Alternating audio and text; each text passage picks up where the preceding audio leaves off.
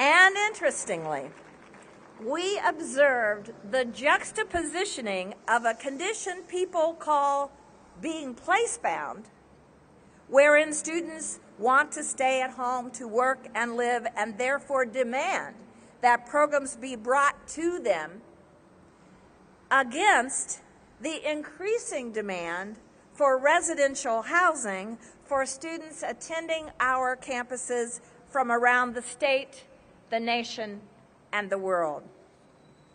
It would then follow that very important lesson number 4 is the extraordinary quality and success of the faculty, full and part-time, and the academic support staff who serve our students. They are smart, innovative, dedicated, and most of all, from student after student, perceived to be available, helpful, and lifetime mentors. What an exceptional compliment to the thousands of key academic professionals who literally make SUNY sing.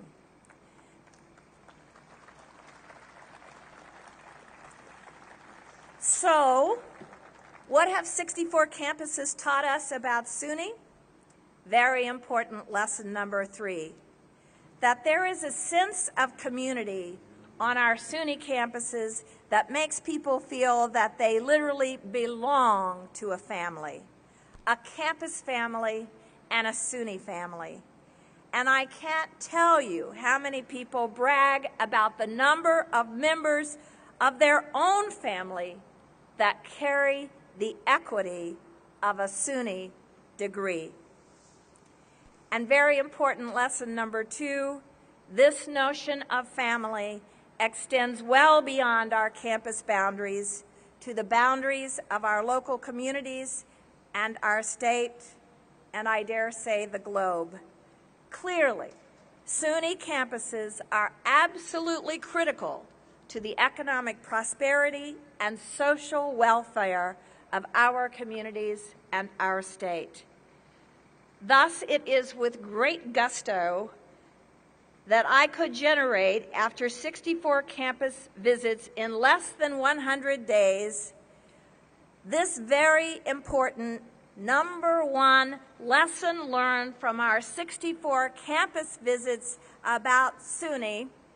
Here we do a drum roll, but SUNY Central doesn't have a band yet.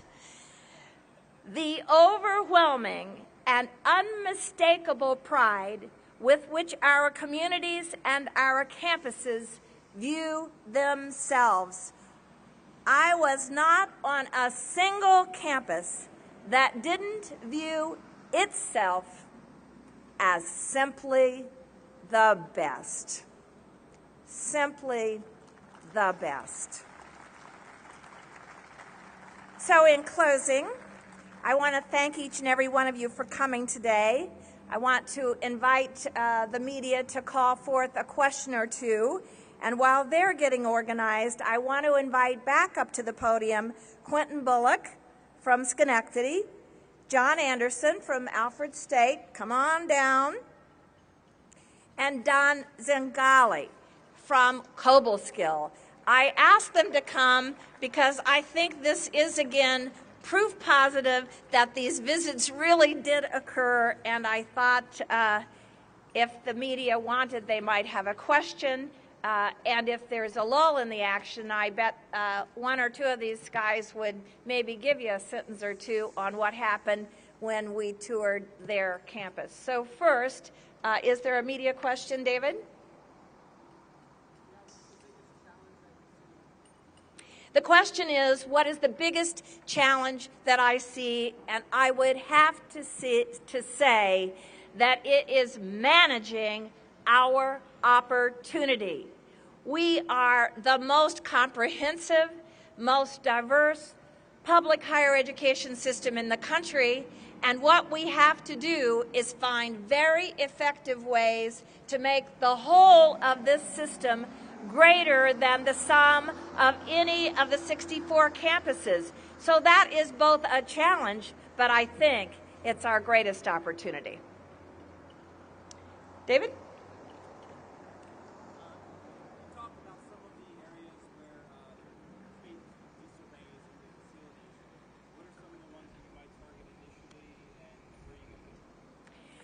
Well, the question is, how are we faring with our facilities? We're going to try something here. One facility you love at Cobleskill, one you can't stand to look at. 1, 2, 3. Don, come on, quickly. I'm a teacher.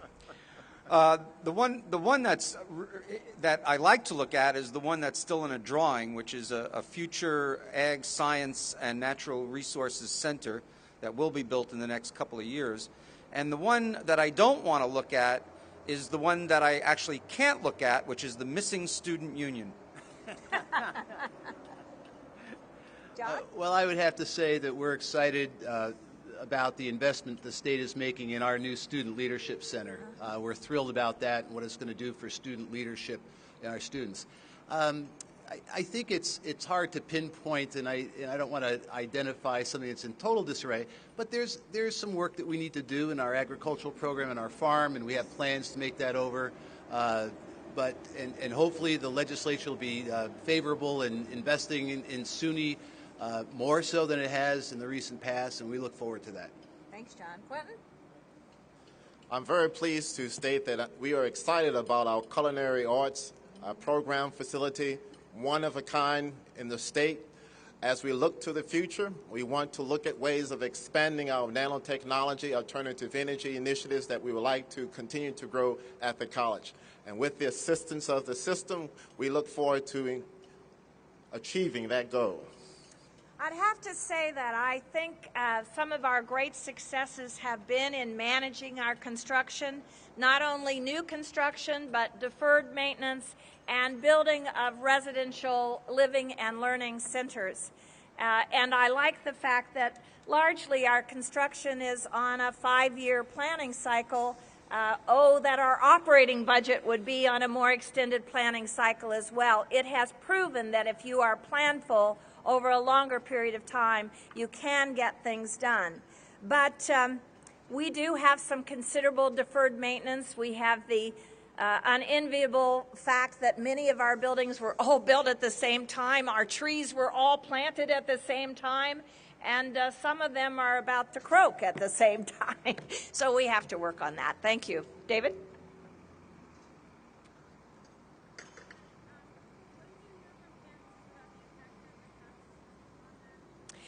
The question is, what has been the effect of reductions in state support for instruction? And I think I really can't let these guys come to the mic now because we'd be here a while, but I have to say that everybody has stepped up, has recognized that we have to create efficiencies, that we have to reallocate funds from priorities of the past to priorities of the future. I heard at every campus that faculty and staff are really trying to meet this huge enrollment growth that we're experiencing, adding 5 more chairs to a classroom, crowding into a laboratory.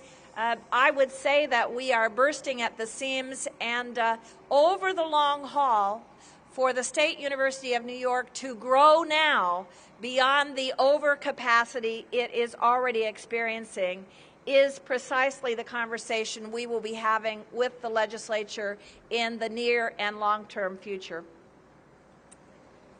Well, I want to thank everyone for coming. I know this was a little bit experimental, but thanks to the sound system, I hope you were able to benefit from the lessons learned. I hope you will hang with us to phase 2 when we form our steering committee and create the conversations across the state and deliver for the great state of New York what it deserves, which is a rich plan with SUNY as the strong contributor to the economic revitalization and quality of life of the state of New York. Thank you all and have a great day.